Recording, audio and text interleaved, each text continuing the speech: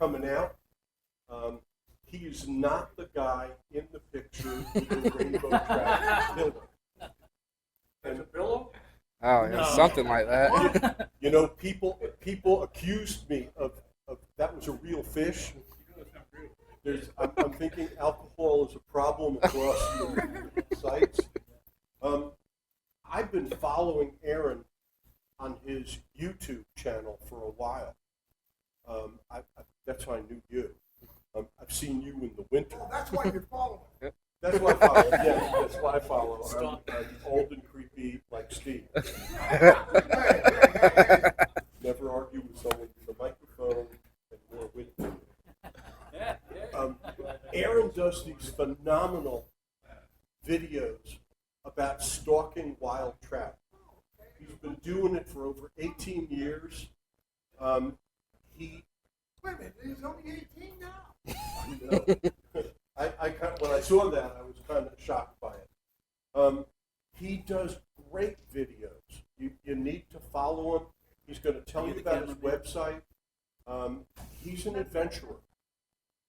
He's been looking to raise money to go somewhere exotic and film. His video skills are amazing. And I don't want to take any of his time. I look forward to what he's going to do for us.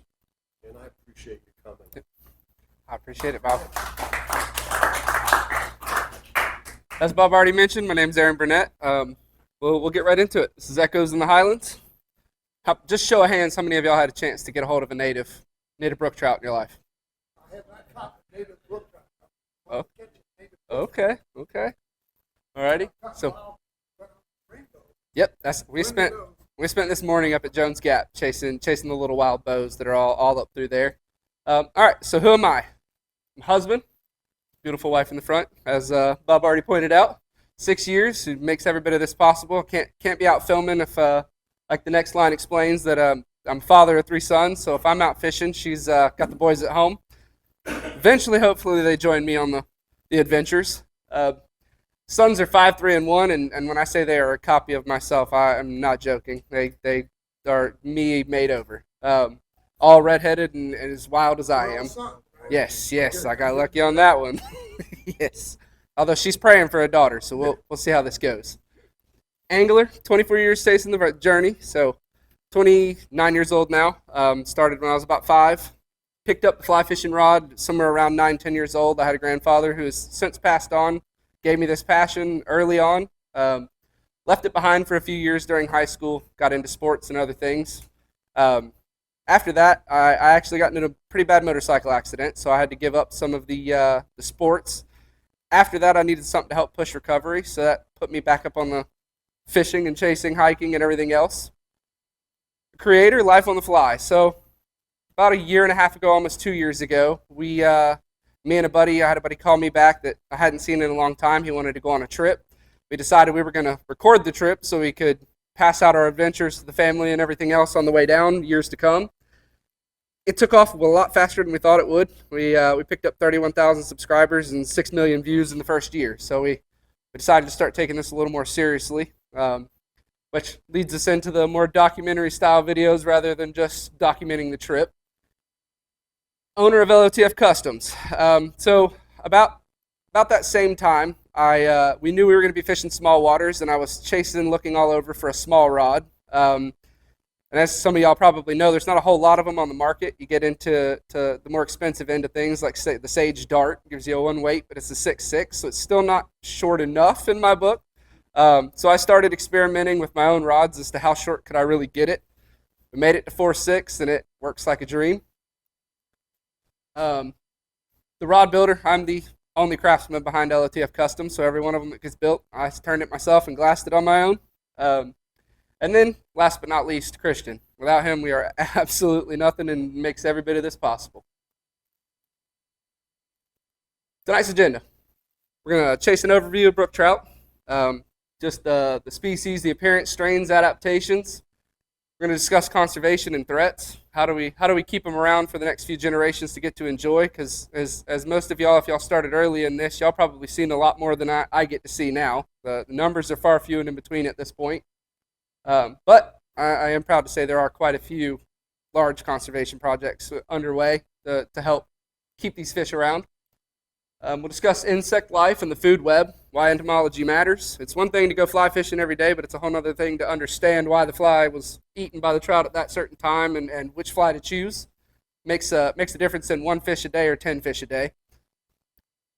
We'll talk to cartography and exploration. So in this modern age, we have a whole lot easier access to maps and information than they did back in the 1800s, 1900s, early 1900s. We'll discuss the history behind it and modern mapping and my personal exploration and note keeping. About a year and a half ago, I took on the project of mapping South Carolina's northern waters chasing brook trout. I was told early on that there were none in Greenville County, but I can proudly say I found one a few months ago. So just one, but he's there, which means there's more. Gear and methods. We'll discuss rod and reel choice, flies, weighting, and packs for small streams. And then conclusion and farewell, we'll chase down the 5 questions. Brook trout, as we all know, that beautiful pattern with the blue halos and red dots. Species profile is Salvelinus fontanalis. They are not usually as large as this picture. Typically around here, we don't get them above 8 inches, if you're lucky. And if you do find one bigger than that, it probably came from a hatchery somewhere. They are very recognizable. As of right now, I know that we do have a tiger trout that shows this pattern, but it is a crossbreed between a brook and a brown. You get worm-like vermiculations on their back, which if you gotten to see one, it is wild. And just like our fingerprints or a cheetah's patterns, there are no 2 that are the same. The spots along the sides can range anywhere from yellow to green. I have even caught a few that I would borderline or almost blue. The square casual fin, just like a brown and a rainbow.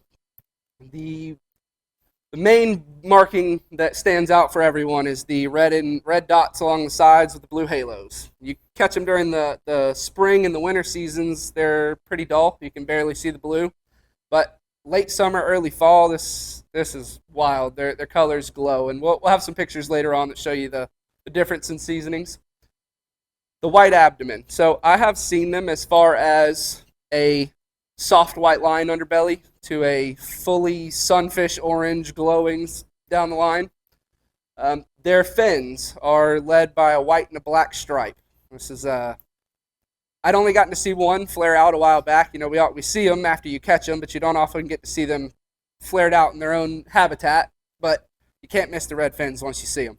They're stand out like a sore thumb. There's 2 strains. So I didn't know this when I first started chasing them, that there is a difference in what our hatcheries put into our larger waters. I will say North Carolina does a much better job than South Carolina does on genetics. The stocked northern strain brookies up here are pretty beautiful, but they do not compare to the South strain Appalachians, which, as you can see, much more dull. He's green. He's just got yellow markings. There is no red and blue halos, and you can kind of see them starting to come in. But this is probably a 2.5-year-old fish in the water it was caught. This one's probably less than, I would say, maybe 3 or 4 years old, but very small due to the waters, but his colors are much more vibrant. It's mainly due to appetite and what they eat. The stocked fish, they eat pellets straight from the hatchery, doesn't have the nutrients and the I'm not sure what the technical term for the nutrient in it that gives them their color, but eating bugs and eating crustaceans gives them a much more bright coloration. So this is part of that conservation discussion. The red shows reduced. Less than 50% of their population is left, and as you can tell, Greenville County stops somewhere about right here. Oconee County wraps around. So most of Oconee and Pickens has some form of a population of them, but it is reduced. You get up out of it, and it's sad to say there's only 1 or 2 places in North Carolina even that has an intact above 50% of population as remains. The gray is extirpated. They're just gone. Or you find one, you got lucky, or they've made it back into that water system somehow and then may repopulate on their own. The blue is present or qualitative, so there's enough of a population that they haven't really been concerned with their decline. But as you can tell, this breaks out of North Carolina and on into Virginia for those kind of waters. The Shenandoah is a prime example of pristine waters, and I didn't know how I felt about it, but there's quite a few streams in the Shenandoah that if you catch a rainbow or a brown in them, they require you to throw it on the bank. If it's under 7 inches, you can't legally keep it as an eating fish, but they will fine you if you put it back in the water. So if you speak to a Virginia DNR, they'll tell you chuck it on the bank and let a raccoon have it. And their reason behind this is, as much as we love the rainbows and the browns, they eat brookies day in and day out. So they don't allow their fry to get in of any size, and they'll destroy a population in a couple of years once they make it up it. Brookie's best friends are waterfalls, big enough that the browns and the brookies can't make it, or the browns and the rainbows can't make it above it. Keeps them, I'll use the term landlocked, but structure locked so that they're protected from them. As you get up above West Virginia, a lot of the rest of the map, you get up towards, I'll say Maine and Canada, you get a lot more brookies, but they are northern strains, so the colors get less and less. We have the luxury of western North Carolina, and the northern part of South Carolina still have the southern strain, but they are a disappearing act at this point. Conservation and threats. So, how many of y'all have been out to a stream before and seen trash, whether it was in the bottom of it, on the banks, all over the place? It's the longer it goes, the worse it's going to get. More people that are out there. So pollution, it's a big problem. Just in this photo alone, we have 6 possible objects. 1, 2, 3, 4, and 5. The 6th is yourself, the man taking the photo. You are a pollution, whether we realize it or not. Your boots, if you left one stream and came to another, you just brought bacteria and everything else that you might not have intended. There's a lot of hitchhikers. So best things we can do is make sure you rinse your gear before you go to the next stream. Desedimentation. Yeah, in my lifetime, I hadn't seen this kind of damage happen to a stream until Helene happened. And we'll get to see a little bit of a video later on that discusses some of the damage from Helene. But it didn't just wash it out to the rocks. What most of us didn't realize is the world that lives underneath that surface of the water. The trout don't just need the water, they need the sand and the freestone for spawning. So when Helene blew these things out, the fish don't have somewhere to spawn, they won't lay eggs. They'll lay eggs, but they won't get fertilized because they'll just wash right on down the stream before a male can find them. Another big problem, and as I discussed earlier, we all love them. They're great to eat, fun to catch, but they're a problem when it comes to native brookies. So the streams they're already in, that's great. We love it, but we find them high up in the altitude, and it's not a great thing. And I won't say it's a bad thing. We all love trout. This is the reason we're here. The other thing is deforestation. Since the early 1900s, the western North Carolina woodlands that are outside of parks have been reduced by, I think the number was somewhere around 50%. The longleaf pine, which was one of the biggest freestanding trees in the western part of the state, we're down to less than 10% of them, and that was due to the industrial boom and the housing boom of the early 1900s. They removed a lot of the large trees to build homes, which along the riverbanks caused things to wash out, and erosion took over. We're slowly seeing that corrected by 100 years worth of trees regrowing in the place of them, and I will say that North Carolina and South Carolina government have done well to protect what's left after recognizing the damage that we've done. Conservation success. So on the brighter side of things, there are quite a few groups. Trout Unlimited, which I'm sure most of y'all are familiar with. There is the Brookie Project, the native projects. They are not only documenting chasing blue lines that people wouldn't think anything is in it, just alongside myself. That allows us to solve solutions, things like this. So originally it was just a drainage ditch, but over time, where the water may have passed through, it has caused a deep hole to be dug out, which ends up being a waterfall. The brookies can't make it up it, which means they can't go home to spawn where they came from, which keeps them below it. So a lot of times, if these groups will go to them, landowners will allow them under their funding, which means they have to fundraise for a lot of the cost that goes behind this. They can replace culverts with pass-throughs that allow the fish to move freely without having to make a 6-foot jump that they can't make or otherwise. So as odd as it sounds, it's hard to call them natives when they're restocked, but we do have a few programs that are using strains from creeks that have proven populations above 80%. They'll take a few of the adults, allow them to spawn in a controlled environment, and then they take those back to a stream that they knew had brookies at once that have now lost it due to whatever reasoning. And as you can tell, this little guy isn't but about 3 inches.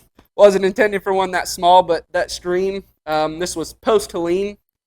My assumption is that a lot of the bigger ones were washed down, and maybe a few have spawned, and that was probably last year's group that are barely out of fry stage at this point.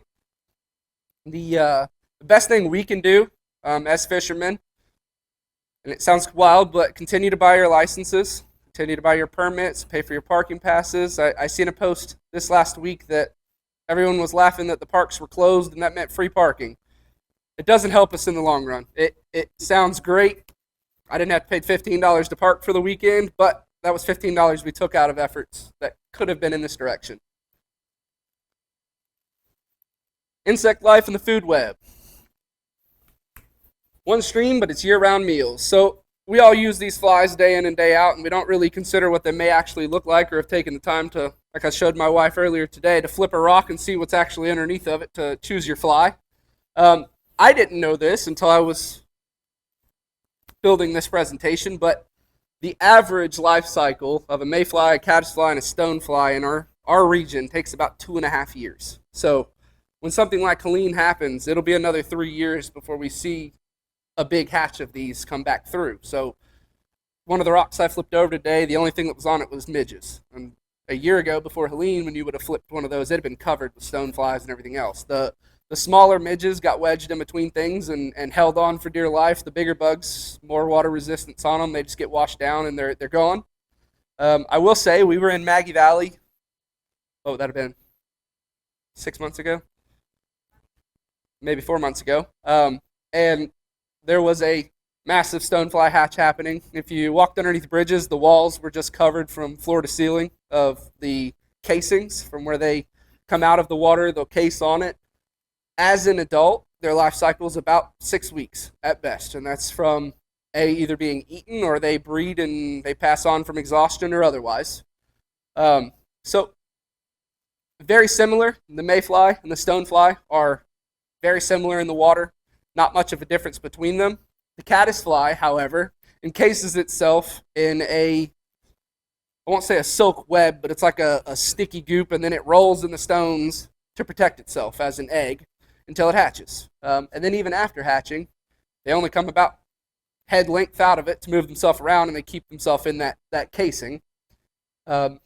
Eventually, that casing will split, and they'll become a caddisfly, a winged caddisfly. As evil as these bugs look, they're absolutely harmless. If you ever see one, feel free to handle it. It won't hurt you, won't bite you, won't sting you. They're a lot larger than we all get used to these tiny little 14 and 16 size flies, and they're half an inch to 2 inches long when they're full grown. So it's one thing to know what they look like, but how do we present it to the fish without having one on the hook? So a lot of places in North Carolina and South Carolina don't allow you to use live bait. It has to be single artificial hooked flies. So I have a whole box full of these flies, but do we really know what they look like? Do we really know how to match them? So I'll use the term match the hatch. It comes around, goes around, but finding the right fly. Best thing you can do is flip a rock. Flip a rock, find one, and open your case, throw it in your case, and just look to see what it looks like. Grab what that is and go with it. Oftentimes, they're named some crazy name that has nothing to do with the bug that they look like. The only one I can say off the top of my head is the elk-haired caddis. Does look like a caddisfly, and the double-beaded stoneflint does look like a stone nymph. The stonefly larva is typically done with a single casing on the back of turkey feather. That's my preferred go-to if I'm tying one. And then it will have its ostrich pearl, if I get that right, wrapped around it. They can be beaded or non-beaded, depending upon the situation, whether how far you need to get down in the water or whether you're using split shot or not. A lot of times, stonefly larvae prefer shallow water. You won't find them deep in pools. If you're chasing a deep pool, I'd move over to the mayfly larvae. They live in the bottom of the water column and stay there for most of their insect life. or their larva stage. Caddisfly, again, stays on sandy shores. So if you have a stream that has a lot of the deposits of sand throughout it and some freestone stretches, come to a pool that is mostly sand, try throwing the caddisfly larvae. You be surprised. So I leave out the spring and the summer and fall until now. In our side of the country, I say Colorado and the western part of the country, the seasons matter heavily because the temperatures fluctuate so much. Here, our winters, you might get below 30 a couple times, maybe see the teens. These last few years have been rather cold. This one's supposed to be a really cold one, so we'll see how that goes. But the hatches typically out west stand by mayflies. You'll only see them in the spring to early summer. The caddisfly you'll see throughout. If you camp, you'll see them climbing on the side of the tent at night if you got a light on. And in the fall, you catch stoneflies hatching. As I said here, in the spring, we had a whole load of stoneflies that were hatching, so it's completely out of their norm season. But, like I said, it's a 2.5-year cycle. So a hatch now, if you're seeing them come out of the water with their wings and they're breaking through their husks, 2.5 years ago, one laid that egg somewhere. So that cycle gets off every once in a while. If it's 2.5 years, it may not be spring this time. It may be fall for the next run. Our flies, we all know the elk-hair caddis. It's a go-to around here if you're chasing anything trout-wise. The mayflies and the stoneflies, if you can get a good enough slow pool and you know they're hatching, they'll tear them up day in and day out. There is multiple imitations of each of these. The only standard stay on is the elk-hair caddis. The mayfly can be imitated in multiple ways, from a light Cahill all the way back to an actual mayfly. The stonefly you can imitate using a large stimulator, or as this one's intended, it's somewhere in between a stimulator and an actual stonefly, dry fly.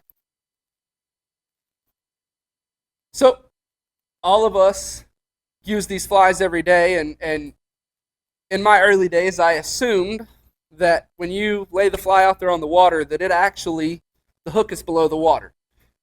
But after seeing close-up imagery, we realized it doesn't even break the tension of the water, so it actually rests on top of it, which gives it a whole lot more of a buggy look, i.e., and made me wonder, we all put floating on our flies after a few casts, so should we really put it on the entire fly, or do you really just need it on the bottom side and the hook? The hook is what's actually keeping it out of the water, surprisingly. You would think the heaviest part of the fly was what would put it in the water. Now after the fly gets waterlogged, it's over fighting that, and it'll drop it in a heartbeat. But even with a large, I think this is a size 12 stimulator, it's still resting on top of the water, on its points, and on the hook. My go-to flies for chasing natives. So rainbows and browns are very different when they come to eating. Rainbows will eat up to 500 times a day. They prefer a small meal as quickly as they can eat it. Browns prefer one time a day, and they'll eat another rainbow that came by and wasn't paying attention. So those you target specifically with small flies or with a large streamer. Brookies, however, are opportunistic feeders. They are often in small waters that they don't see a whole lot of food come downstream. They may see one bug a day that decided to land on their stretch of water. They can be very territorial.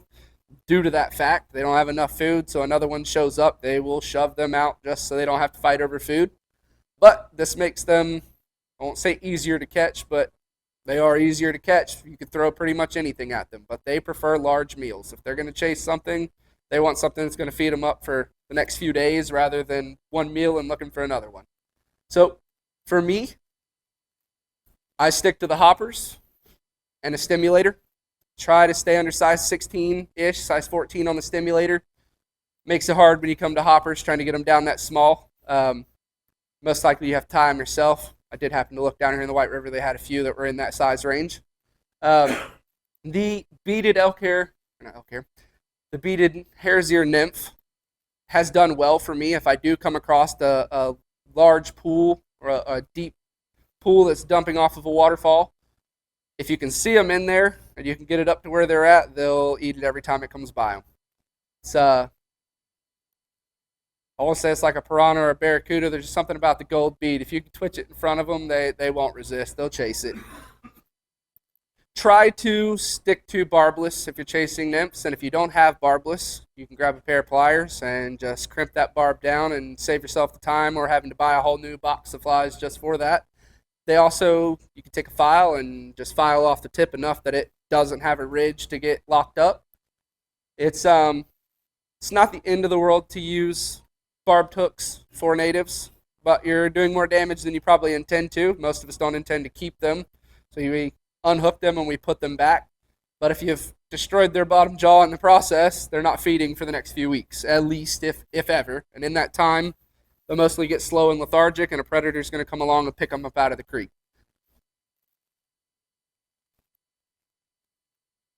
Cartography and exploration. So, Georgia, South Carolina, North Carolina, Florida, one of the first explorations to come through was in the 1500s, mid-1500s. Hernando de Soto began in Florida, made his way up through Georgia, went through South Carolina and North Carolina, and in his writings that he sent home, discussed these beautiful gems of fish, as he described them, and as we continue to call them, gems of the Appalachia. However, the way he described them, most people didn't believe that they existed. They might as well have been a unicorn at that point. People hadn't seen a fish that was red, blue, yellow, and green all at the same time. So he continued his exploration on out west and even discussed that the last trout that he seen was the brook trout. He had a completely different name for it. It was in Spanish. In 1663, the Carolina colony was established. Through this, they allowed more exploration. John Lawson was one of the first, I won't say naturalist, but he was funded by the Carolina colony to continue to explore De Soto's path and go back to meet the natives and the natives. During his exploration, he again wrote of the brook trout and documented them a little better. He drew sketches, had paintings rendered for it. Sometime around the 1712, the North and South Carolina were divided. Don't look anything like they do today because South Carolina pretty much was Georgia at that point. So anything you're hearing of the Carolinas from early 1700s would have been from Georgia to about half of Virginia's line. So most of this is the OBX area. Virginia would have begun here, so part of it was included in that. A lot of Lawson's discussion of native brook trout, however, was in what we reside as Western North Carolina today. If you ever get the chance, that book is digitally online. You can go through and read his writings about not only Native Americans, but all of the wildlife. Something I learned from it, I didn't realize this, but the Great Smoky Mountain National Park alone holds more tree variations than all of Europe, just in that national park. Yeah, I was shocked when I read that coming through there. It's by an astounding number. It's almost 1,000 different variations that we have that Europe just doesn't have. So today's maps and tools. We've come a long way from John Lawson's book and De Soto's path that he traveled. We have unending amounts of information at our fingertips. There is everything from just a quick pull up of Google Maps. You can learn a lot from. If you want to see photos of something, pretty much every location on those maps at this point, someone has been there, took a photo of it, and posted it somewhere. Now, Google has done a great job of using the location data, which can be a bad thing. If you post a photo on social media, any young tech-savvy person like me can take that photo and right-click on it and pull up the properties behind it and know exact GPS location where you took it. So, some things you can do to keep people, if you got a honey hole and you want to post a photo in the group, be careful because it might not be a honey hole for too much longer. Somebody may grab that information and go fish it. But it does come in handy. You want to fish above a waterfall and you want to know if it's accessible, but you haven't been there, so you want to see a photo of it. Well, someone on Google Maps, I can almost guarantee, has posted a photo of that waterfall and maybe a review of how they got there, where they parked, or otherwise. The next thing, we've got, I don't know, maybe 100 different creeks, streams, and feeders on this one small section of map, but you want to find a little more information. You want to know if is this an easy day hike, a flat hike, or is this up and over a mountain? Move on to your topographical. Most map services have a variation of this. It could be labeled as I'm trying to think of this we'll call it topographical for now. Google labels it as something different. But if you zoom in far enough, you will see that they do give you the topographical lines. That will allow you to know where you're looking and what kind of altitudes you're at. Makes a big difference for natives. At this point, I won't say it's a guarantee, but the 3,000 foot line in elevation is your place to begin looking. Anything above 3,000 or below 3,000 feet has probably been tainted by rainbows and browns at this point. Won't say that you won't find them, because you will. I have found them as low as 2,100 feet. There's a place over outside of Burles Ford in South Carolina, Georgia line that has them, and it is barely at 2,100 feet. So good rule to keep is the 3,000 feet line. You get up above Pisgah National Forest at all, and you've broken into everything up there. If you find water, it's most likely going to be above 3,000, and most likely will hold a brookie. We also have access to apps like All Trails, OnX. I prefer All Trails, and the reason being is OnX and Trout Routes want to charge you a pretty decent amount for basic information that you can find other places. But All Trails gives you not just topographical and information about the hike, but it gives you exact trail maps. So you can record your hikes if you would like to. It gives you data as to where the elevation gains and drops are along that hike. So if you know that you've got 4 hours and you don't want to chase up the side of a mountain, you can decide where you want to go to and stop and put that pen down and start hiking. There is also, again, like the photos I was discussing, people have done a very good job at documenting when they make these hikes, whether they used a 360 camera to record the whole hike so that they have like a Google Street View of it, or they have just taken photos when they got where they were going and uploaded them. Now, All Trails is not intended for fishermen. It wasn't built for that, but it is a great tool to have. So if you spend any time on creeks and you want to find new trails to hike, All Trails is the place to go. It will have everything listed in your area. You can shrink it down and filter it to places with just waterfalls or places that are only riverfront or otherwise, so it reduces a lot of the stuff that you may never see fish in.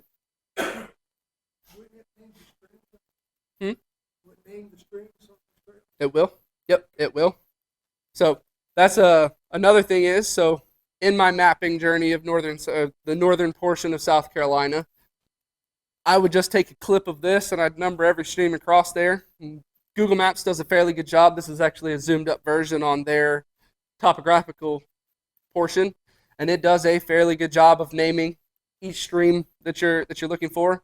But there are a lot of blue lines out there that have no names. They're just unnamed, and they keep a number, and name them yourself if you're there. Give it something, and when people ask you, you tell them that, and they're like, where's that at? Well, it's your place. You named it. But yes, All Trails will give you names of streams, the names of the trails. Alongside of that, it'll also give you trail heads. It'll let you know any kind of permits you may need for parking or to even be out there. So, the flow to finding a flow. We start with a range, and I say start with a range. The Smoky Mountain National Park runs from some of Tennessee and back into North Carolina. Pick one range of mountains and focus on them if you're going to be in an area for a while. And I'll just throw out, if you know you're going to go up and see Mount Mitchell and you'll have a couple hours to fish, pick that ridge line and start looking. View your maps. I'd start out with just a basic, no satellite imagery version of Google Maps. Find a stream that's close to where you're going to be. Swap it over to topographical. See if you're above that 3,000 foot line. If you're above that 3,000 foot line, you might want to start looking there. Outside of that, chase your trail maps. Find a way to access it. Once you find a water source that you want to run down and want to look and see if they're there, access your trail maps. Find more information about how to get there. It's one thing to find a stream, but if there's no access and it's a 100-foot drop off the side of a cliff when you get there, you're not fishing it. So the trail maps will give you a lot of information about, am I going to get to the water and I'm looking at it from here to the other end of the store, or am I actually going to be right on it? Check your forecasts. and I say this in jest, I'm sure a lot of you have heard in the last 2 months, we've lost a few hunters out in Colorado due to inclement weather. They struck by lightning. Sounds insane. We always make the joke, you got a better chance of getting struck by lightning, but it happens. Don't get yourself in a bad situation because you forgot to check the one most important thing. It's in the mountains, things change quickly. Skies get dark. It's time to pack it up and heading home. And if it starts pouring, you're better off to just find a big tree and sit your butt down up against it and wait it out.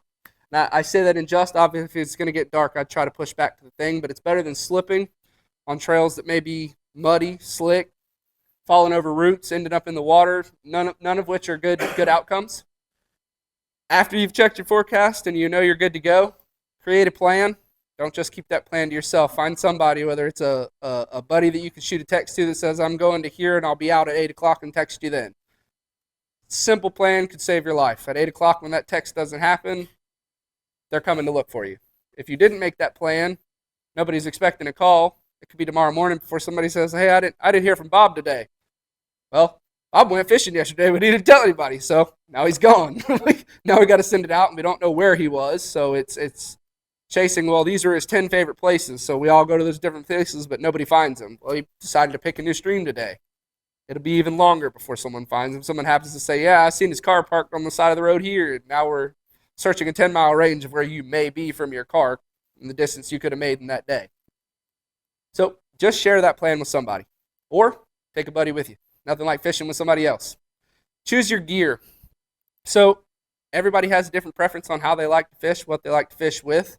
If you're chasing natives, a lot of the times you don't have much clearance. But about this, the rhododendron love to cover those creeks up, which is not a bad thing. It's actually very important. It keeps the water cool through the summer months, gives the fish some shade, keeps them active. It also protects them from predators. We don't have kingfishers high up in the mountains because they can't sit on the branches way up and look for the fish. There's just no access for them. They can't fly. They can't dive. Raccoons are your worst nightmare for brookies. They will snatch them in a heartbeat, and they're really good at doing it.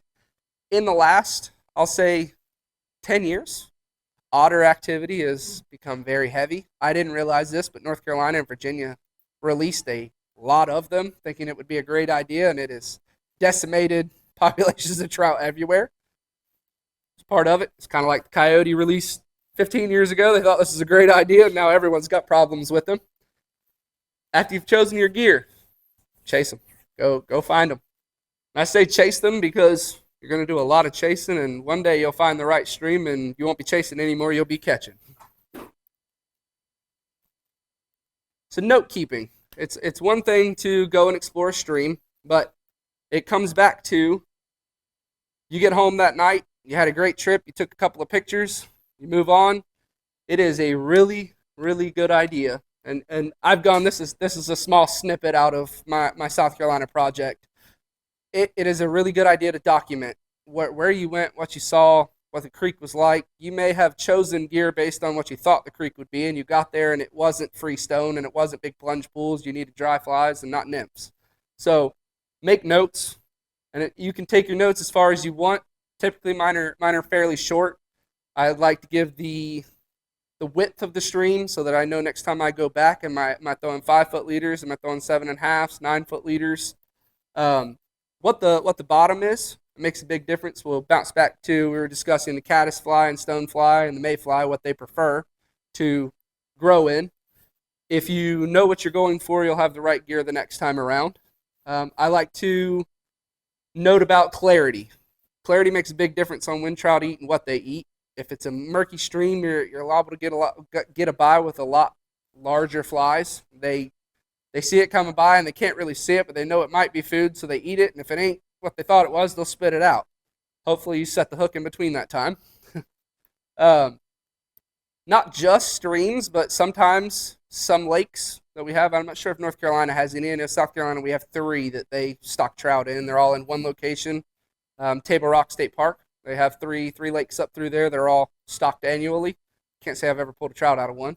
I spent a day over there so that I could at least check it off of my list, knowing that there were no brookies in there, but it's a body of water nonetheless, so I spent a day at it to at least say I explored it.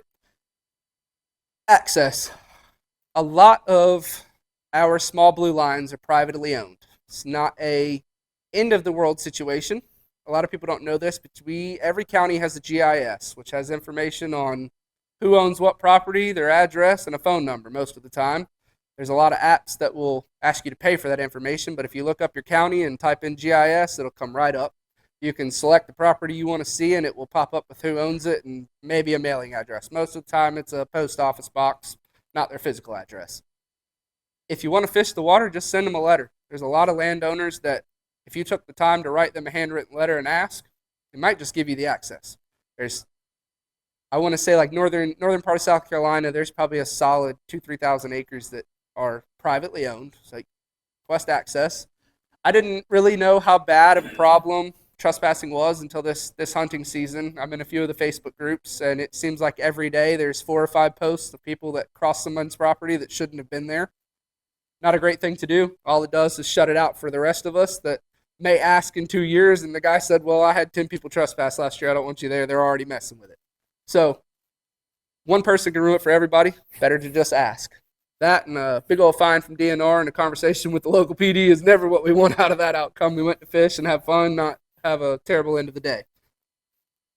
So those few notes, if you keep them, the next time you go, you flip your journal back open and go back to wherever you were that day. The gear, again, that you decided on the first time may not be the gear that you need for the second time. So you'll readdress that situation. But as y'all will see in the video that I'll present in just a little while, you may get back to that stream and it's nothing that it was before. You went the first time and it was nice free stone, and you went the second time and it was sand, and then you go back and there's nothing. It's just the hard bottom of the river due to lean happening. So sometimes your notes won't help you, but it is nice to have the information to bounce back to. Another big one. A lot of times we go out to a stream and we get absorbed on 5 or 6 stretches of that stream and we never go past that. Give yourself a note. Go on Google Maps and snap a picture of the stream itself. Even if you want to, print it out and just highlight the portion that you explored. Next time, if you know you didn't even spook a fish, see a fish, don't start there. Hike right on past where you were last time and start where that line stopped. Give yourself some information. Like here, I gave myself notes, minor being that I fished less than 10% of the overall body of that water. It was just, I think it was 2 hours that we were up there at Table Rock that day that I ran up and chased those 2 streams. Partial, I won't name it a partial exploration until I've touched at least 50% of the water. After 75%, I will say that you've all but fully explored it. There's typically about 25% of a stream that you can't access, whether it be impassable to get to, large pools that you can't wade through. You'd have to take a swim to get to the next spot. Better off not to do that. Go back to this for a second. So one more note to bounce back to, pollution. We often, when you're chasing brookies, you'll get flies hung up in the trees. You'll get indicators hung up, leaders otherwise. Sounds counterintuitive, but it's better at that moment to let the hole be. Cross where you need to, get your stuff out of the tree rather than breaking the hook off and leaving that in there. That may fall in the water and a brookie may eat it in a year from now and the hook rusted out. And now it's in his stomach and that fish is gone. He's dead. It'll make it a few more weeks, but it will destroy his stomach before it comes out. So if you get it hung up, take the time to get it back out of the tree. And that's why I said that we are another source of pollution. We snip tips the leaders off all the time. We leave them. People will leave full-on indicators hanging out of trees or bobbers or lures. I try to keep the rule of keep an empty pocket, and I mean that as in keep an empty pocket on your vest or your bag, however you decide to carry your gear. An empty pocket is for trash. Anything you see, pick it up, take it out. Leave no trace is not just for ourselves. I may be the last guy that didn't stand by that principle. Clean up after him. It's a better move to make. Keeps it better for the next generation. If we could teach them to do the same, generation after them might get to enjoy these fish too. And I say might because the rate we're going and the decline that we see, 100 years from now, this fish might not exist, period. They may be just gone. Now, I don't doubt that we'll lose rainbows and browns. They'll be around for forever. And the northern strain of brookie will be around for forever. We're stocking them regularly. But the South Appalachian strain of brook trout is diminishing rapidly, especially in western North Carolina and South Carolina. And it is due to hard pollution from everything from acid rain, which I used to think was a myth as a kid. I didn't really understand what that meant. And it's not that you stuck your hand out there and it burned you because it's acid. It's just the pH levels and the chemical levels in it are so high that when it gets off into a stream, it'll change the pH to the point that it'll just kill the fish off. And we don't often see it because most of these get picked up. There's not a whole lot of them. They end up on the shore or on the bank of the stream, and raccoons come through that night and clean it up. They're nature's garbage service, but doesn't help us when we don't know that the fish are gone due to those kind of things. All right, gear for blue lining, short rods, bows, and arrows. And I say bow and arrows because you spend more time pulling that rod back and letting a fly go than you do actually casting when you're blue lining, and that being for the rhododendron cover. Most of the streams, because they're so small, you don't find yourself knee or even mid calf deep in them while you're fishing them. You may choose, if you like having a full set of waders on, but as we both found this morning, when it's 75 and muggy and you're wearing those waders, you are a ball of sweat by the time you get done with it, and it's not enjoyable. So a pair of wading socks and just your wading boots will do just fine for most of these streams. It also cuts back on weight, which will help you in the long run for exhaustion. Nets. This is kind of an ongoing conversation. You know, I see we have a little net hanging over here on the wall. Back in the day, nets were all done with cloth. Now this, I won't say it's the end of the world if you put a trout in a cloth net. However, they have a clear protective coating on them that when rubbed up against cloth, it comes off rapidly. If you remove too much of this, you're going to stress the fish to the point it may swim back in that hole. If you stood there and watched for the next 20 minutes, he'll go belly up and go on downstream. And it's just a fragile thing. Sounds terrible, but trout are not robust at all. So stick to silicone nets if you're going to chase blue lines. You'll be a lot better off. Small holes. Right now, this wonderful place that we're in actually sells a net looks a lot like this with the hexagon loops, and it is only $19. So I don't understand because nowhere else on the internet has them, but they never have them in stock. So if you happen to be in a Basspro and you look on that shelf, they'll have one for $19, and it even has a magnetic lock on it. But they'll run you anywhere between $35 all the way to $160 for one. But it is well worth it in the long run. Packs. We all have our choice of what we like to use. When you're blue lining, to me it's all about weight, and if I wanted to squeeze through 2 rhododendron trees and under a branch, I don't want to have a full vest and a big old net on my back and all this. So having a small chest pack or a small hip pack is much better to go. The other thing is we don't often need all of the gear that we take for fishing a large river like the Chaga or the Nantahala, where you would swap out for larger flies throughout the day trying to find what to eat. 5 or 6 flies with maybe 4 of each will get you through an entire day of brookie fishing. You won't, like I said, they're opportunistic eaters. Once you find the fly that stream system likes, and I say that stream system because it seems to be, maybe it's genetic memory, but it seems to be once you find a good fly for that creek, you can come back in 6 months and throw the same thing, and they'll eat it just as well as they did the first time. But you may tie on something that you just watched a mayfly fly by, and you throw that at them, and they won't eat it. Just ignore it. Rods. So about, a year and a half ago, we were going on a trip up to the Davidson in the Pisgah, and we wanted to go up off the parkway and chase some of the natives in a stream that we spent maybe 3 or 4 months trying to ask different fishermen for a location to go find natives. We hadn't been on them a whole lot before then. With that, we got a lot of head shakes and or shrugs, and it's not that they didn't know where they were because they'd posted photos throughout the year, but it was there's somewhere of I'll say a disconnect between most of y'all's generation and my generation, that y'all have spent the time, you've spent the work to find these fish, and passing that information down is more of a earned right than a given. So a lot of times you won't get answers, but again, our wonderful world of technology, I did a little search with a ChatGPT, and it brought me to an obituary from 2010 where a man had asked that his friends, once he passed on, would take his ashes back to where they used to catch speckles by the hundreds, and he named the stream. So we using the dead man's secrets, we went back up there. I'm proud to say they were there just like they were when he spoke of them. But with that being said, I wanted to build a rod for that trip. At that time, the shortest that I had was an 8-foot. Seemed redundant to try to swing an 8-foot rod under branches that aren't even 8 feet high. So I built a 6-foot, which has become her go-to rod. She won't give it up. But I wanted to push and see how far we could really get this down for it to still cast like a fly rod, but be good for these tiny creeks. And I'll show y'all some photos here in a little bit. And when I say tiny, I mean the width of one of those tables tiny that you wouldn't think there'd be fish in, but the biggest native brookie I've ever caught was in a creek that small.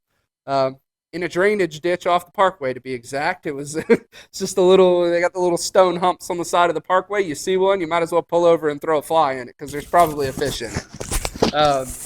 So through that exploration, my oldest son, Wyatt, who is now 5, is already chasing the obsession. He loves it. I'll catch him in the front yard casting the rod every once in a while. There was a two-edged reason. Again, him casting an 8-foot rod, that's all but impossible. He's this high, so swinging around that rod's either dangerous for the person standing next to him or dangerous for your wallet, one of the two. So I started chasing down a few different rod manufacturers or blank manufacturers to try and get the rods as short as I could. None of them wanted to return a blank at that length. So I found a 4-piece one weight that was actually a 6-foot. We removed the bottom section and built on the rest of it.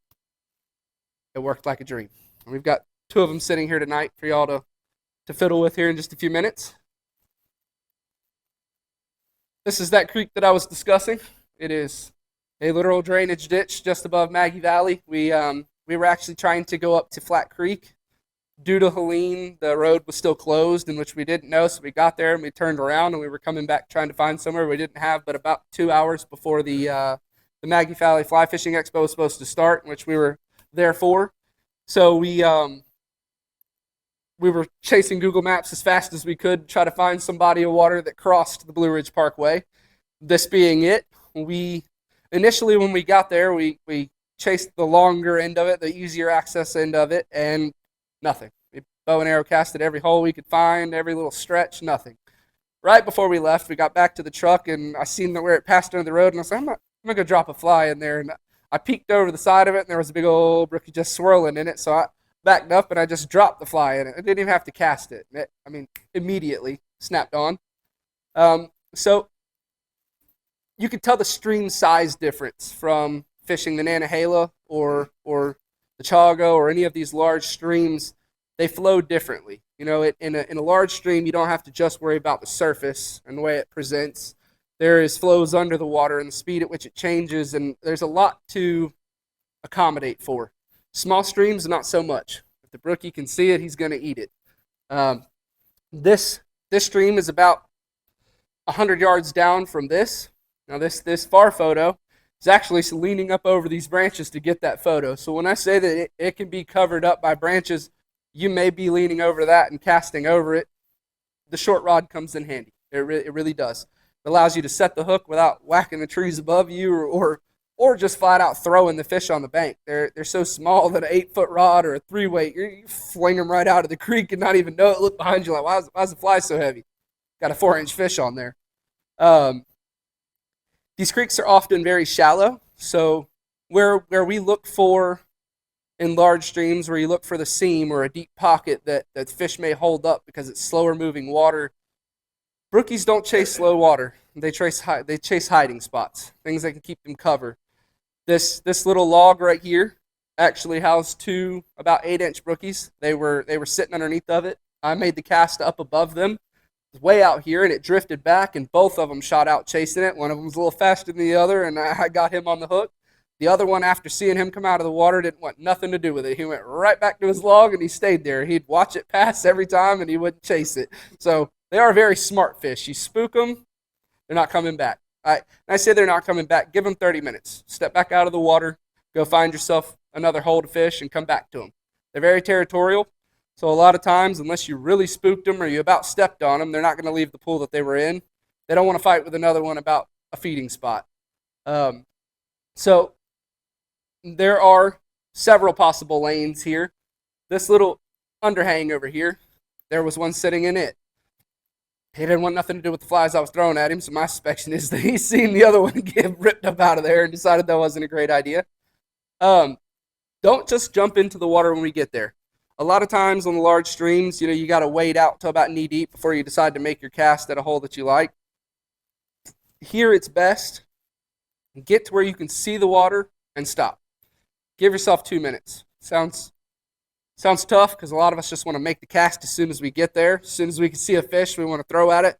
But give yourself a minute because you may have seen one fish and there's another 6 hiding just up from it that you won't see until you give yourself the time to see what's really out there. The other thing is the vermiculations on their back make them all but invisible to us. Until you see those red fins flare out or that shadow dart, you won't see them until you stood there long enough to see them move over for something that they may want to try and snack on or otherwise.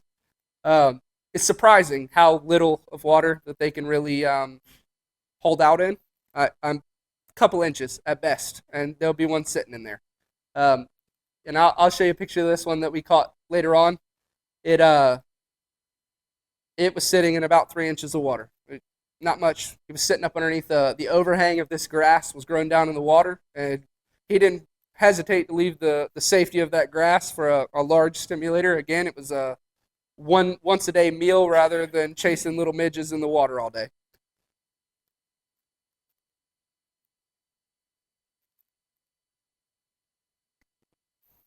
Ethics on the water. So there is ways that we can help continue this tradition of chasing brookies. Wet your hands. Don't handle them without putting your hands in the water. Dry hands pull the slime off them just as bad as cloth does. Try not to put them on your leg. Don't put them on your shirt. Keep them in the water. Take them out for a few seconds if you want to take your pictures, your videos, but try and put them back as quickly as possible. Sounds wild, but the small ones are almost more resilient. Keeping them out of the water for 10 seconds, and sometimes you keep a little rainbow out of the water for 10 seconds, you try to put them back, and they just want to flail. When you go to put them back, put them head upstream, allow them to support them a little bit, allow their gills to reoxygenate. Try and put them close to, I won't say a riffle, but if you can see bubbles in the water, it's most likely a better oxygenated place. Try to put their head up close to that. Most likely after a few seconds, they're going to scurry on to another hiding spot. Again, back to the barbless hooks are the best way to go. Barbs can be filed or smashed, as we discussed earlier. It's not a hard thing to do, especially if you do tie your own flies while it's on the vise. You already got to get access to it. Just go ahead and file it off if you intend to use it for brookies. Again, I won't knock on the barbs if you're chasing stalkers or you're chasing dinner. I wouldn't go any other way. Leave no trace. Coming back to the discussion from earlier, pick up what you leave. Pick up what someone else may have left. That way, the next generation that comes through, if they continue to do it, the streams will stay clean. Sad to say, the stream that we went up to, Dead Man's Secret. Now, I'll give the name of it, Yellowstone. Since I stole it from a dead man, I'll pass it on. It is the Yellowstone Prong up above Brevard. It's not an easy one to get to, and there is no designated trail. Once you make about halfway down the loop trail, you just climb off down the side of the mountain, which can be treacherous. First time we did it, I won't admit it loudly, but we took a baby with us on a backpack. So there was us and the other couple that we went with, and their youngest daughter was with us. Scarily enough, this was the day that Helene landed in Asheville. We had all been out there camping. Did not realize that things had changed because there's no service in the campground. When we left for the trip, we were supposed to get 3 inches of rain. We weren't going to cancel the trip. We took our pop-ups and everything. We were all just going to hang out in the campground, fish the Davidson right there by it. If it rained, it rained. During that time, with no service, and why the Rangers didn't make the informal conversation then about at the park that it was coming bad. Regardless, we left that next morning, the 17th. We ran up to the parkway, and it was pretty weather. It's the break before the storm. We got down into Yellowstone. We fished for a couple of hours, and the sky went dark, and we started heading back to our wives, who were not happy that we took longer than we thought we would. We made it out, and when we got back to the car, it had started raining rather heavily, and we had notes taped on all the windows that said, "Y'all are the last on the parkway. Lock the gate on your way out." We had to open and close 2 gates on our way down. Laughingly, because I just gave y'all the name of a stream, spot burning doesn't just hurt your honey hole, it hurts the next generation. And I say this in jest. If you got fishing buddies, enjoy the streams that you have with them, but posting names of streams or discussing them openly may lead to the next time you go, there's no fish left. We had a rather heated discussion a while back on one of the North Carolina groups. Young man, and I won't say no names or otherwise, posted 3 photos of natives that were about 8 inches in a skillet on a campfire. I don't understand. I never will. A lot of us were removed from that Facebook group after giving him word of our brain about it. If you do, that is totally up to you, but we may be hurting the next generation. In the last 2 years, I had to learn the respect as a young man by asking, where did you find those fish? I'm not helping my cause or the next generation. I'm actually hurting it. It's better for us to spend the time looking for the fish on our own. That protects them. If you want to find them, you got to do the work to find them. A lot of them are in very high altitude, hard to reach places. So when you do put in that work, and as a while back, y'all might know the name Bill Foster. He's quite frequent in Facebook of posting photos of brookies every other day. I don't know where this man fishes, but he has hundreds of them. Me and him discuss quite often, and a while back I sent him a photo and I said I found my Greenville County, and he chuckled and named the stream right back to me because he recognized it. And he said, now that you know where it's at, congratulations. It just doesn't do anybody any good to spot burn. You say the name, you post the name, you go to the fly shop and brag that you found them. It's great to show photos, but try to keep your locations quiet. Keep your circle small. One friend may tell the next friend who tells the next friend, and before you know it, you're going to go up there and there's 4 cars parked at your access point. You're like, well, that stream's not anymore. Another big thing, watch your step, especially in the late fall. Brookie, reeds, reds are everywhere. End of October, I'm taking my last trip to chase the brookies for the season this coming weekend. I like to draw the line October 30th. Try not to chase them. Let them be. They're spawning the next generation of fish that you'll get to see in the next 2 years. If you traipse through their water, you may have stepped on 2,000 eggs that you didn't intend to step on, but they're gone. You may have stepped on freestone and moved down the stream that they were going to use, or may have already wasted their spawning energy on creating a bed there, which you destroyed. So they'll lay their eggs, which won't stick, and they'll float right on downstream and most likely be eaten by other brookies. Brookie's worst nightmare is another brookie. They are cannibalistic and do not mind. So again, late fall, try to shut it off. End of October, and I say that in jest. If you're out there and you catch one, it's not the end of the world. You're not killing the fish. Put it back. The males are who guard the eggs. The female lays and she leaves. The male will fertilize and stay. So most of the time, if you catch it, if you pay attention to the bottom jaw, you can tell whether it's a female or a male, much rounded on the front. Just like rainbows and browns, most likely a female. You'll see them a lot more frequent in the winter than you will a male. He's typically sitting with the eggs and won't come off of it. He'll burn his energy for a month or two, fending the small ones, and then he'll leave. So watch your step. Pay attention to what you're doing. Try to, again, just like when you get to the stream and you're watching, try not to use the stream as your trail. Try to get out, even if it means walking around a good set of trees and coming back into the stream. You may miss a hole or two, but it's better that you didn't destroy the next population, the next generation. Notable natives of this year. So this is what's left of Yellowstone, these 2 littles. And I mind you, the last time we were up there, this is about the size of the average that we were catching. Helene happened. We left. I came back almost a year to the date, and that is the only thing that I could see. There were no large fish. I didn't see them, and whether they were there and hiding, different story. Y'all will see. I'm going to run the video here in a little bit. It was a tough day of fishing. It was very rainy, wet. Everything I planned to do when we got there that we caught them on last time had nothing to do with how I fished for them this time. I have that Greenville County fish that I was talking about is just this little guy. But Because he's there, that means they are there somewhere. So the one in the middle, you have the middle. Mm-hmm. uh, Yes, yes, he is tiny. The only way you can really tell, you see the white fins, white tips, and his vermiculations on his top of his back. And you'll get to see a better view of him in the video up close of his nose that shows he's beginning to get his markings. So as littles, they look just like rainbows can. Rainbows often do have the white tips on the front, but they won't have worm-like markings. Looks like a slug crawled around on a window. How old are they before they lose the mark? Depends on the stream and depends on the diet. Typically, somewhere between the 8-month to the 14th month mark, they start losing some bit of the par marks. But as you can see, these guys are older and they're still hiding in there. I have seen them. I think this one was probably one of the larger ones we've caught. He was, I would say, probably close to 2 years old by size.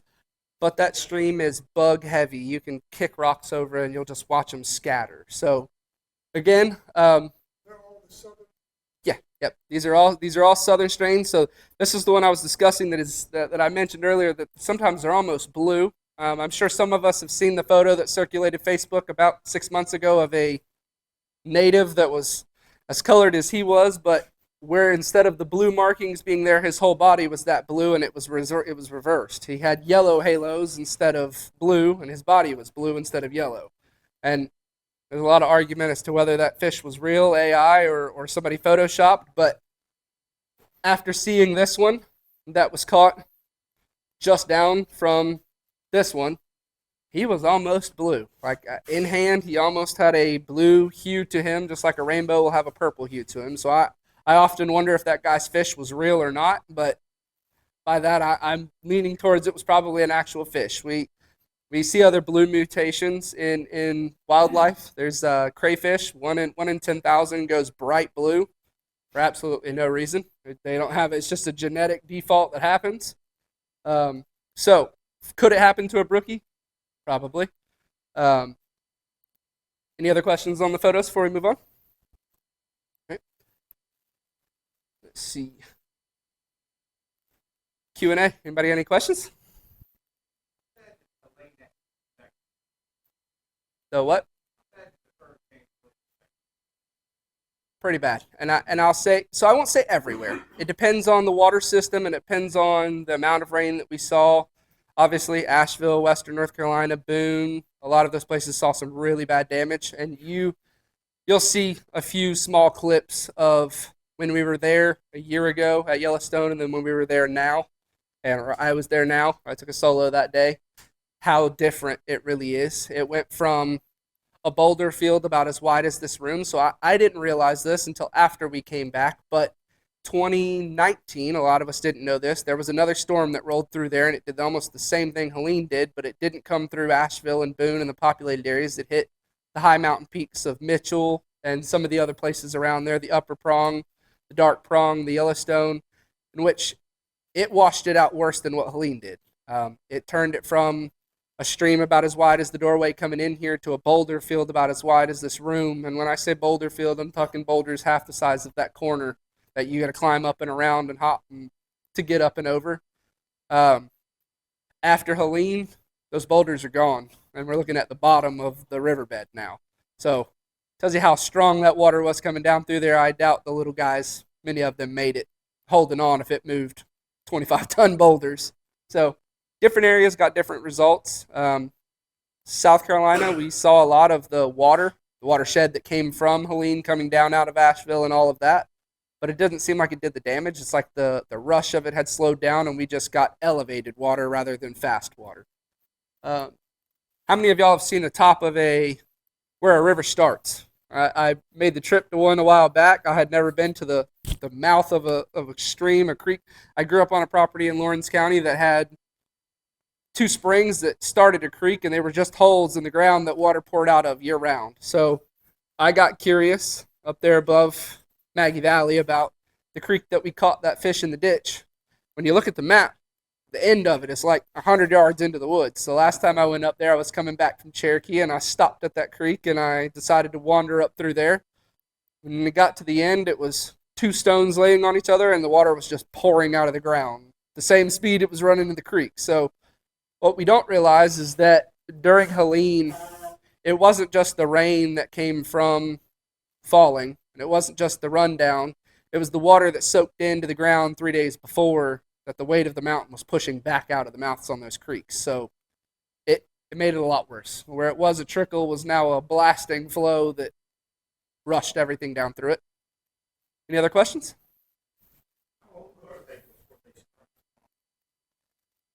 It again changes, depends on the stream, their diet, how much they get to eat. Roughly 2 years. 2 years is about the adult life crossover for them. Or call it teenage years if you want, because they're still chasing those, as he mentioned earlier, at the par marks.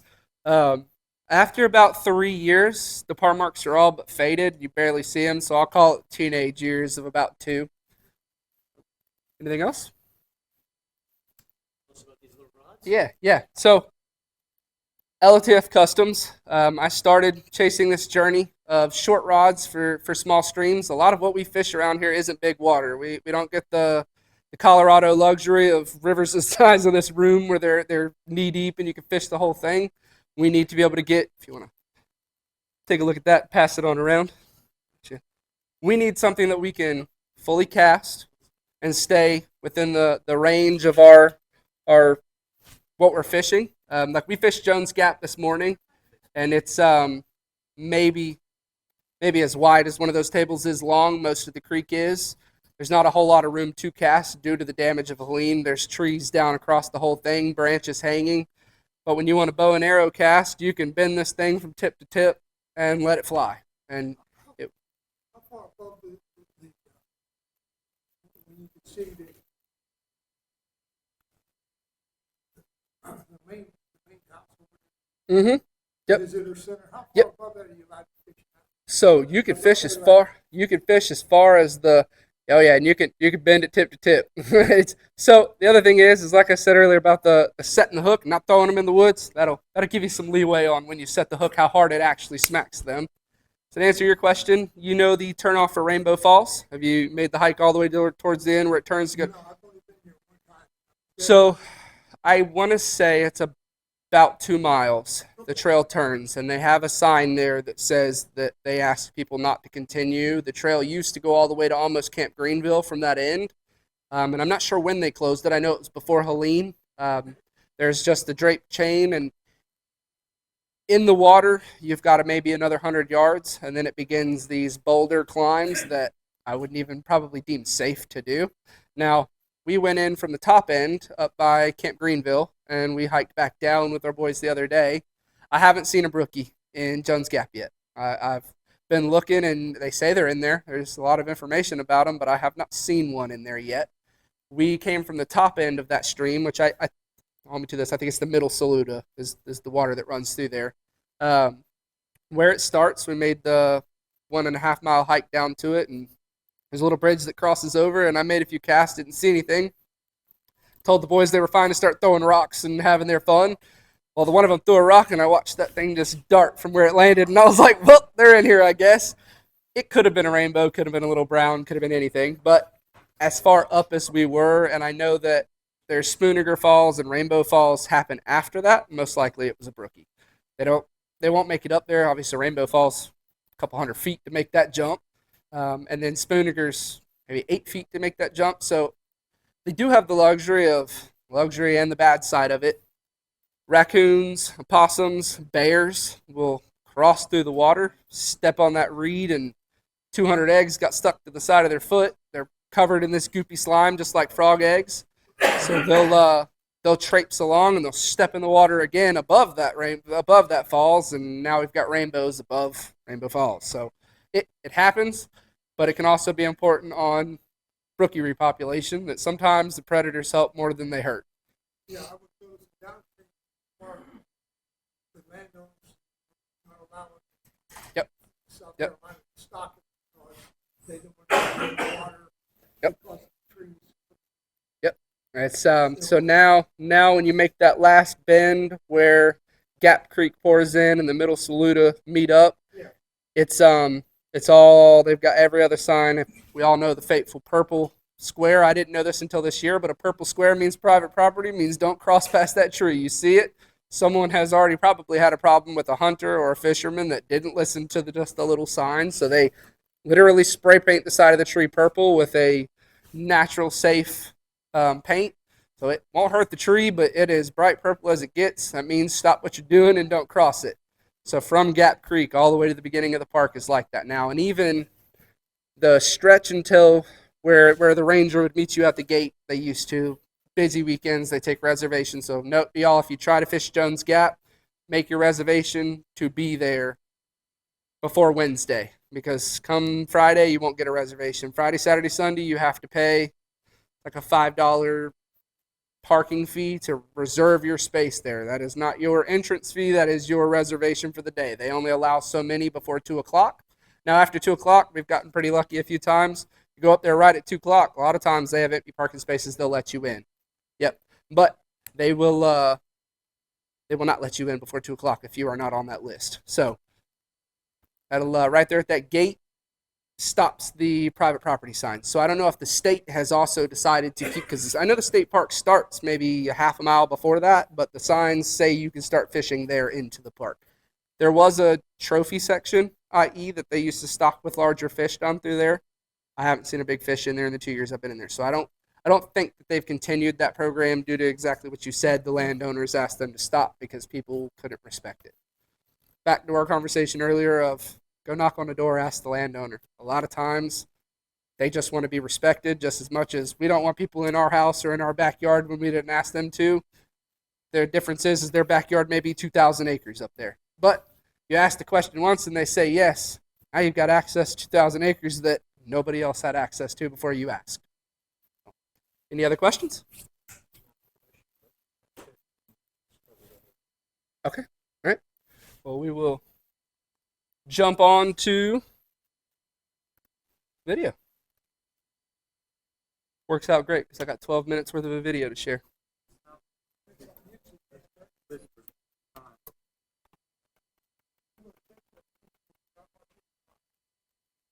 So, and I'll throw this blurb out there. So for the last year, we focused on shorts. People's attention is very short, literally, and it is the best way to grab a following rapidly. That helped us jump to the 31,000. We were putting up 3 shorts a day of everything. If we caught it, we recorded it, we put it back, and we posted it. This year, I've decided to focus more on documentary length, more in-depth videos that are more filmmaker style rather than short videos.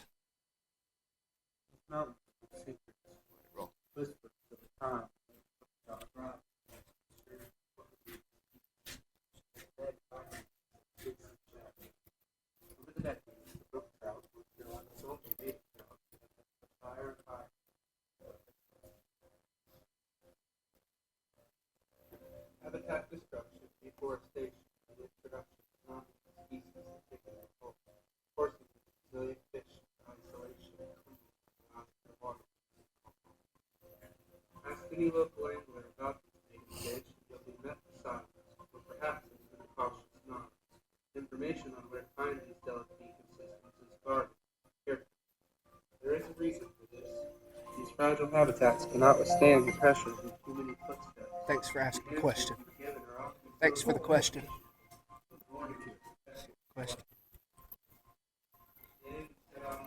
Appreciate the question. Tread lightly and listen to the mountains. For in these high altitude sanctuaries, their stories quiet, for now, still survive.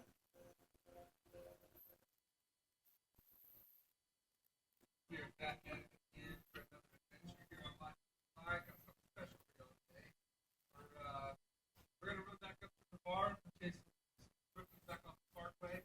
Hopefully, we were up there whenever Helene landed last year. Back up to our secret spot. See if our little friends survived the massive flooding that happened up there. We'll get at y'all when we hit the out.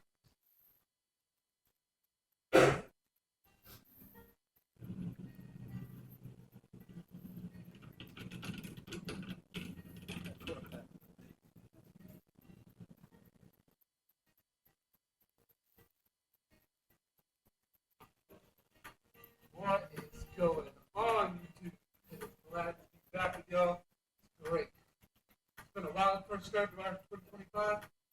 Got a free day. We're going to come back up here, see if we can find our little friends. Close to destroying them. Maybe, maybe not. Find out. This is the portion of undesignated trail that's just off down through the woods. Water. I'm not going to give any names away. Had some talks with some older men about spot burning. You know, I think I'm becoming a firm believer in keeping our spots quiet. I just want to bring you all along to the adventure today. Hopefully we'll have some fun.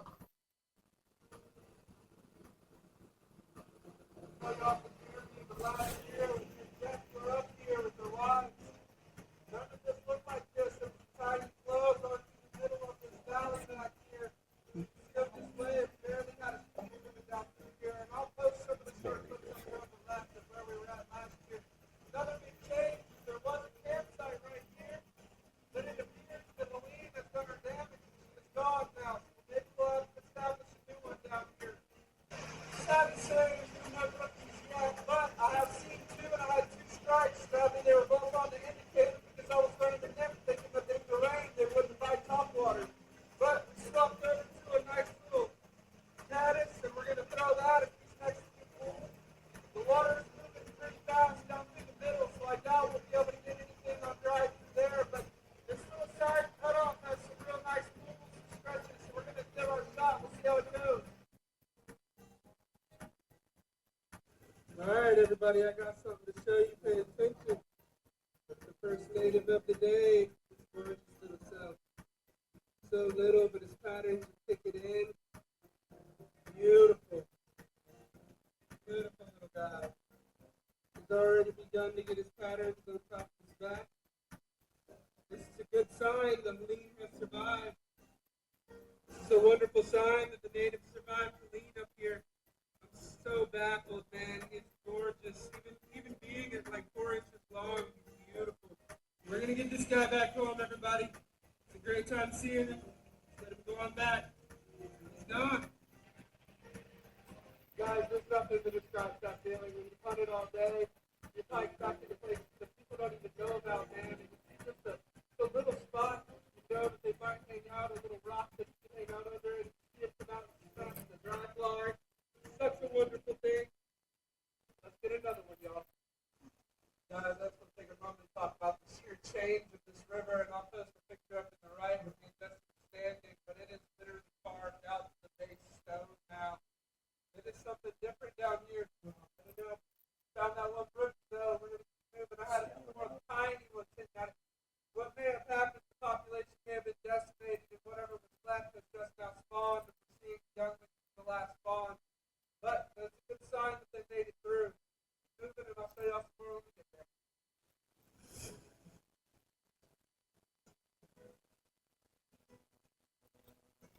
So the year before when I was here, this exact pool, I pulled 11 out of it in about 15 minutes time. I spent a good bit of time here this trip, and I didn't see a single fish stir. Now, it's a hard drop coming off those rocks before it, and my thought process is there that the sand and what may have been under the water that we couldn't see, branches or otherwise, is gone now. So they've moved on from that hole to find somewhere else better to hold up. Pretty big pool, though. Oh, it is a really big pool. That is the biggest pool that I found on that stream. It doesn't look like it looks like it's going straight down to the rock. Yeah. It where it was about 2 feet deep. This pool is about 7 or 8 feet deep where the drop in is now. That's one of Helene's blessings. Taking a break, I'm reminded that this isn't just a story of survival, it's a story of responsibility. We've seen firsthand how delicate these ecosystems are and how easily they can be lost. Each step we took, every cast we made, we were reminded that we are merely visitors in the world. It's up to us to ensure that this world, these streams, these fish, remain undisturbed for generations to come.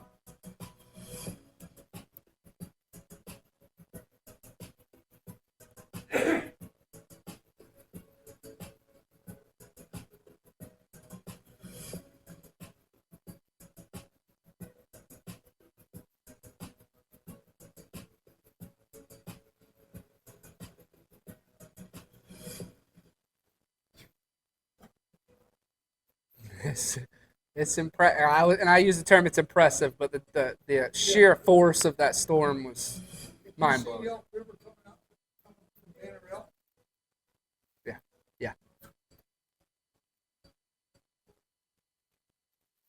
It's worse than that.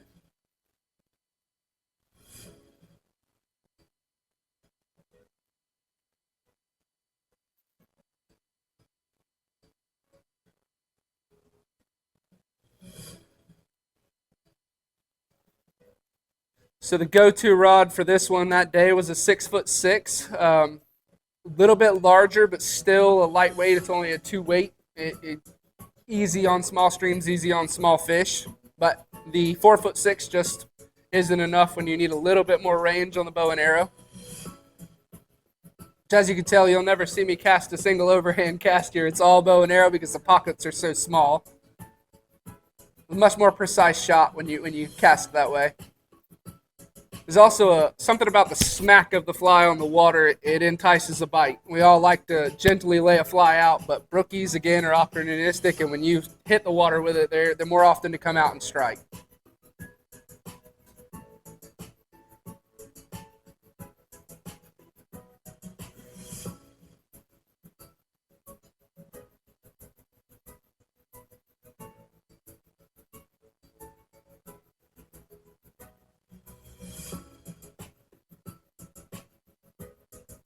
Problem with filming when the camera is so far away from yourself when you're solo is trying to get back to show everyone what you just caught. Second rookie of the day, guys. Our phones have gotten so nice. Beautiful. Battery life in most cameras. Literally, yeah. I usually take a battery cell and charge it in between shots.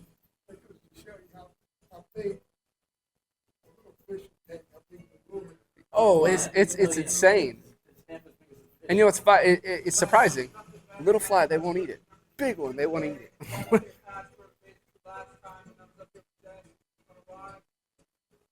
just more pocket water, just like we had down below, but it seems like it's probably a little more untouched because the climb you have to make to get up here. I'm just proud of finding two more. Another day, guys, down here right below me. Just found a little rock to hide under. Yup, buddy, I think we've got our little point of the journey. I think we're going to turn back here. Found some beautiful new water. Found us a nice new campsite. Fire pit and all. There's actually another one at the top of the hill. I climbed up there to get trail coming down to it. So yeah, it's like work to find like work to find out where that trail comes down off the parkway because it runs parallel to the parkway for the most part. So hopefully I can find where it's down. Obviously I'm not gonna throw no names, but I got but it'll be a nice access point to the top of the river. At least top of where we made to.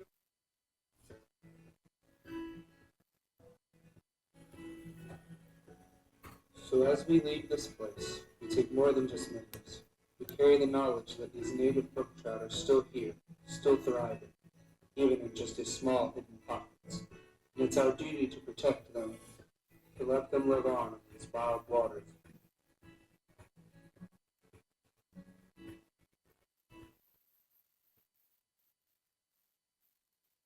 Alright, everybody.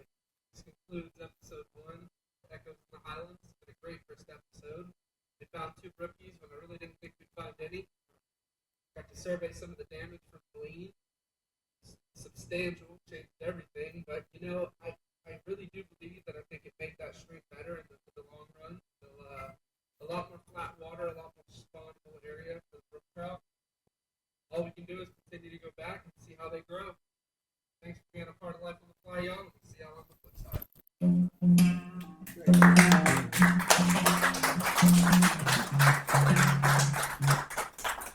Appreciate it. Also, I was told that one of the ladies had a question of reels for that rod. Anything in the 1 to 2 weight range on reels gets really expensive. However, I was talking with Bob about it a minute ago.